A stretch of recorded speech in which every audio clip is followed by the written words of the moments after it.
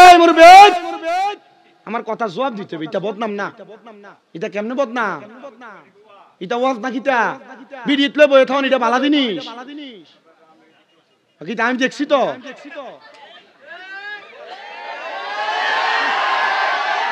Cigarette খাওয়ান এটা হিসাব, মানুষের সিগারেট খেলে তো মুড়িতে তো কান খাইব। আমার মুসলমান ইমানদারেরা, এমন নারীদের গলার আওয়াজ কোন পরপুরুষ কান দিয়া শোনা, তাহলে পুরুষের কানের জেনা।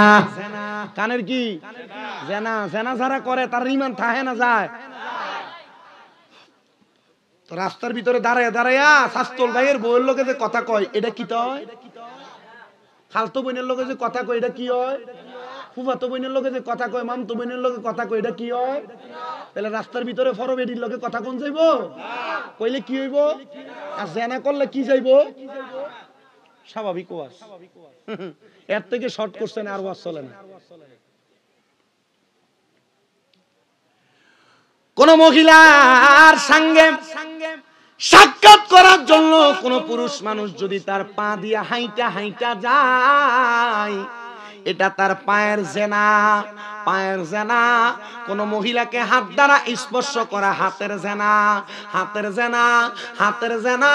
এ মুসলমান ইমানদারেরা, এই জন্য আমি আপনাদের সবার কাছে আবদার করি, কোন মহিলা কোন গায়রে মাহরামের দিকে তাকাইবা না, কানের আওয়াজ কথার আওয়াজ শুনবা না, হাতে ধরবা না, মেলামেশা করার জন্য পাও দিয়া যাইবা না। বলে হুজুর আমরা ওই কইলেন, মহিলারা কইলেন না। মা বোন মনে রাখবা গো, স্বামী ছাড়া কোন পরপুরুষের সঙ্গে কথা বলা, তাদের গলার আওয়াজ শোনা, তাদের সঙ্গে মিলিত হওয়া, তাদের সঙ্গে কথা বলা, এটা তোমার জেনা। ব্যভিচার। আমি আসার আগেই বিচার। হুজুর বহু ফিসাবো কিন্তু এমন বেডিয়েত মুরিদ লে বইয়া থাকে। আপনি এটারে কি হালাল কইবেন? এটাও বন্ডামি। কি দাও আপনার কি কষ্ট হইতেছে? কোন ফিসাব যদি বেডিয়েত লে বইয়া থাকে, এটা কি ফির না শয়তান?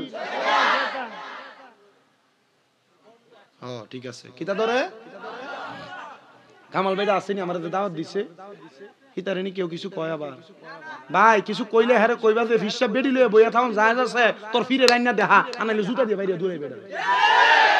এটার ব্যাপারে আদেশ বালা, এটার জুতা দিয়ে বাইরে গুণ হইতো। এমন বিচারও আছে মুরিদের সামনে ফিসাবে বইয়ে সিগারেট খায়। কি নাই? এটা বদনাম না, এটা বদনামের বিপক্ষে বলা।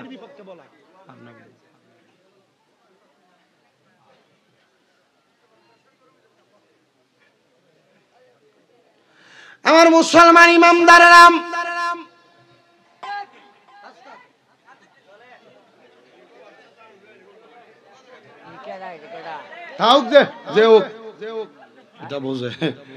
আপনারা কি কষ্ট দিতেছে? কোন ওয়াজ বুঝেন আপনারা?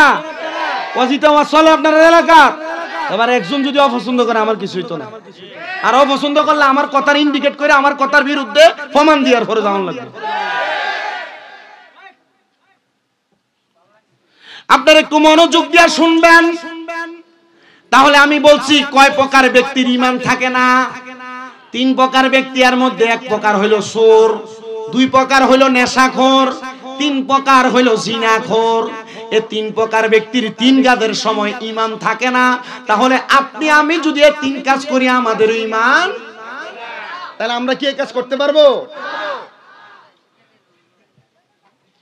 এবার একটু ধৈর্যের সাথে মনোযোগের সাথে শোনার চেষ্টা করেন। আমরা কেন দুনিয়ার জমিনের মধ্যে আসলাম, আর আল্লাহ কেন পাঠাইছেন?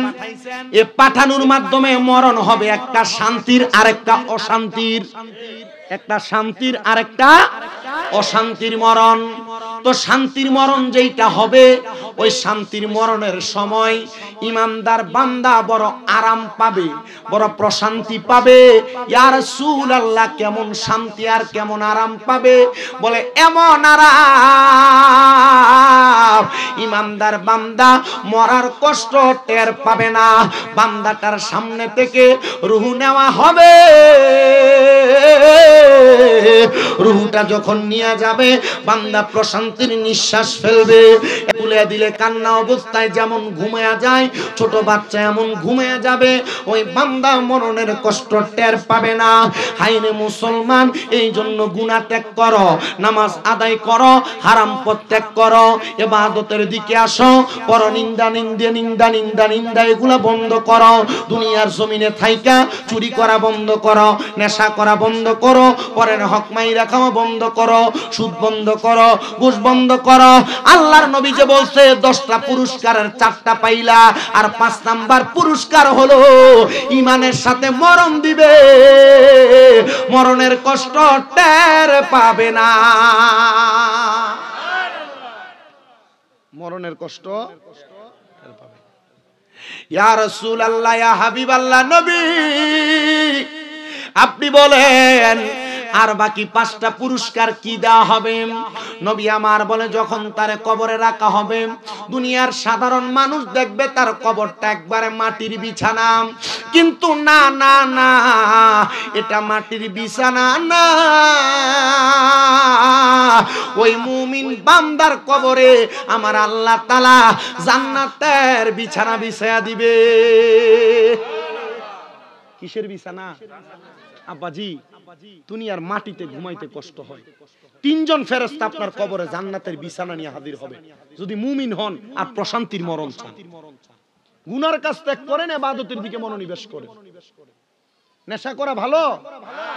আপনারা সাক্ষী দিচ্ছেন আল্লাহর দরবারে আমি বাঁচবো, আমার জিহ্বা আল্লাহ কাটবে না, আমার জিহ্বায় আগুনের গরম শিক লাগাবে না, কারণ আপনাদের কানের মধ্যে এমন ভাবে গরম সীসা ঢালাই করে দেওয়া হবে, আপনারা চিন্তা করতেছেন আরে কি সীসা দিব, আরে ওই গরম সীসা ঢালাই করে দিলে আপনার কান ঝাঁঝরা হবে, কারণ বলা হবে তোর কাছে বলা হয়েছিল নেশা করা হারাম, ইবাদতের দিকে মনোনিবেশ করো, ঈমান পরিপূর্ণ করো, তাজা রাইখা দুনিয়ার জমিন থেকে কবরে প্রবেশ করো, ঈমানি মরণের মাধ্যমে প্রশান্তি দেওয়া হবে, সেই প্রশান্তির নাম জান্নাত। তুমি কো তালাশ করো না, তখন কি আমার দোষ হবে না আপনার?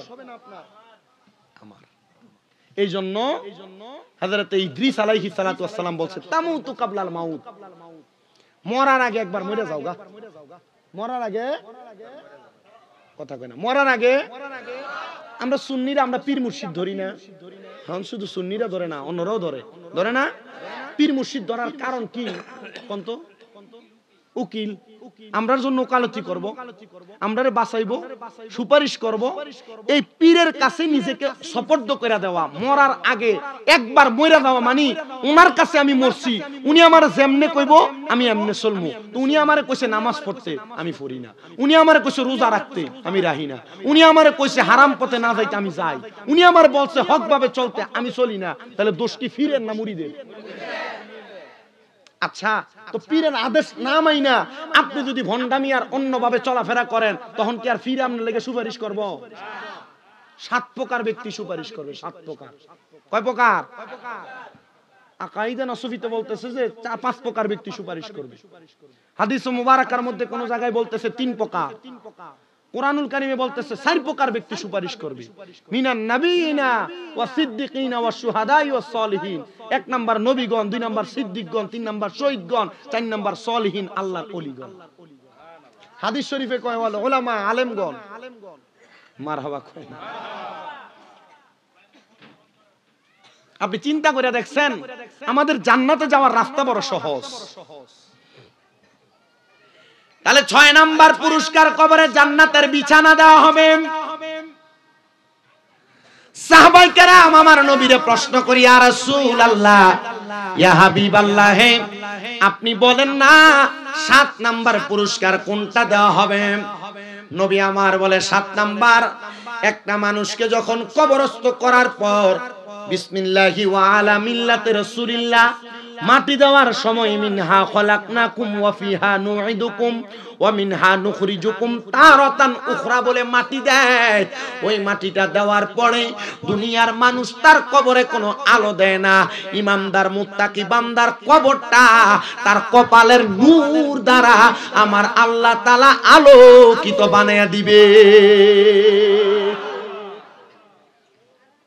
7 নাম্বার পুরস্কার। সাহাবায়ে কেরাম বলি ইয়া রাসূলুল্লাহ নবী আপনি বলেন না 8 নাম্বার পুরস্কার কি দেওয়া হবে? নবী আমার বলেন 8 নাম্বার পুরস্কার হলো যখন বান্দা ইন্তেকাল করবে তার সওয়াল জবাবের জন্য মুনকার নাকির সম্মানিত দুইজন ফেরেশতা আগমন করবে। ওই দুইজন ফেরেশতা মুমিন বান্দার কবরে আয়েশা দেখবে, ওই বান্দার চেহারার মধ্যে ঈমানের নূর, আমলের নূর দেখা যায়। তখন ওই বান্দাটার চেহারা দেখা ফেরেশতারা কোনো সওয়াল জবাব করবে না, বিনা সওয়ালের জবাবে মুমিন বান্দাকে ওই কবর রাস্তাটা পার করে দিবে। 8 নাম্বার। 9 নাম্বার ফুলসেরাতের ফুল। ফুল পার হওয়ার জন্য কি লাগে? ব্রিজ লাগে। সরি, গাং পার হওয়ার জন্য ফুল লাগে, সাকু লাগে, ব্রিজ লাগে। এই ফুলসেরাত একটা জায়গা, যে জায়গাটার নিচে আল্লাহ তাআলা হাবিয়া নামক জাহান্নাম বানাইছেন। সবচেয়ে নিকৃষ্ট জাহান্নাম যেটা হাবিয়া। নাম কি? হাবিয়া। এই হাবিয়া জাহান্নামের মধ্যে আগুনের এত তাপ, কোন মানুষ ফুলসেরাত পার হওয়ার সময় সে হাবিয়ার উপর যদি কোন মানুষ এই যদি ফুলসেরাতে পা রাখে, যদি বেঈমান হয়, বেআমল হয়, ওই বান্দাটা ওই আগুনের তাপে আগুন স্ফুটলিঙ্গ হইয়া ওই বান্দাটা নিচে পড়ে যাবে। কিন্তু যদি বান্দা মুমিন হয়, যদি বান্দা মুমিন হয়, ওই মুমিন হওয়ার কারণে বান্দাটা বিসমিল্লাহ বলে ফুলসেরাতের মধ্যে তার পা রাখবে, আর আলহামদুলিল্লাহ বলে চক্ষু কুইলা বান্দাটা তার বাম পা উঠে দেখবে, বান্দাটা একটা চোখের বালি পাতা মারার আগে ফুলসেরাত পার হয়ে গেছে। ফুলসেরাত হওয়া লাগবে, শর্ত হইল কি? ইন্নাল্লাযীনা আমানু ওয়া আমিলুস সলিহাতি উলাইকা হুম খায়রুল বারিয়া। নিশ্চয় যারা ঈমান আনে, নেক আমল করে, 1 নাম্বার হওয়া লাগবে ঈমানওয়ালা, 2 নাম্বার হওয়া লাগবে আমলওয়ালা। এই 2 ওয়ালা যদি হয় তাহলে উলাইকা হুম খায়রুল বারিয়া, এরাই দুনিয়ার সবচেয়ে উৎকৃষ্ট মানুষ, এরাই জান্নাতের দাবিদার। জোরে কোন সুবহানাল্লাহ। এখন আমি যদি কই আমার ঈমান আছে, আমার কোন আমল দিয়ে গীতা করতাম, বেটা ঈমান এখনো ঠিক নাই। জি না, একটা মানুষের পেট যদি ফিটের থেকে কাটতে আলাদা করে, বেটা বাঁচবো? আচ্ছা, ফেটের থেকে যদি ফিটের মেরুদণ্ডটা সহ আলাদা করে এটা বাঁচবো? ঈমান আর আমল হইলে একটা আরেকটার পরিপূরক। পেট আর পিঠের মতো। পেট আর বেশি উপরে ক্লাস না, মাদ্রাসা ক্লাস 9 10 পড়ায় বাইনাল ফারকুল ঈমান ওয়ালা আমল। ঈমান আর আমলের মাঝে পার্থক্য কি? মুহাক্কিক উলামায়ে কেরাম বলছে ঈমান আর আমলের মধ্যে কোনো পার্থক্য নাই, একটা আরেকটার পরিপূরক, পেট আর পিঠের মতো। আমল ছাড়া ঈমানের দাম নাই, ঈমান ছাড়া আমলের দাম নাই। আমি আপনাদের সবার কাছে বলছি বাবা, 3 নাম্বার 9 নাম্বারের পরে 10 নাম্বার পুরস্কার হলো আল্লাহ তাআলার বান্দা যখন ফুলসেরাত পাড়ি দিবে, বান্দাকে বলা হবে ফাদা খালাল জান্নাতা, বান্দা জান্নাতের মধ্যে প্রবেশ করো। সুবহানাল্লাহ। বান্দা জান্নাতে প্রবেশ করবে। এই জান্নাতে প্রবেশ করার পূর্বে বান্দাকে 2টা কাজের উপর অটল থাকা লাগবে, ঈমান আর আমল। এই 2টা কাজের উপর অটল থাকলে বান্দাটা হবে জান্নাতি।